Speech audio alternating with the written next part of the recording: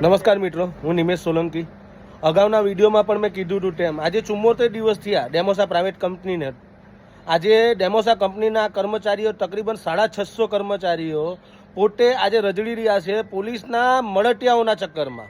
સરકારના મળતિયા બોલવાની જરૂર નથી, સરકાર તો આમે નમાલી જ છે. સરકારમાં જો લેવાનું હતે, અહીંના જો વહીવટી તંત્રમાં લેવાનું હતે તો આજે આ પરિસ્થિતિ અમારા ગુંડલાવ જેઆઈડીસીના કામદારોની નહીં આવે. પરંતુ આ 650 પરિવારની જિંદગીનો સવાલ છે, 650 વર્કરનો સવાલ નથી.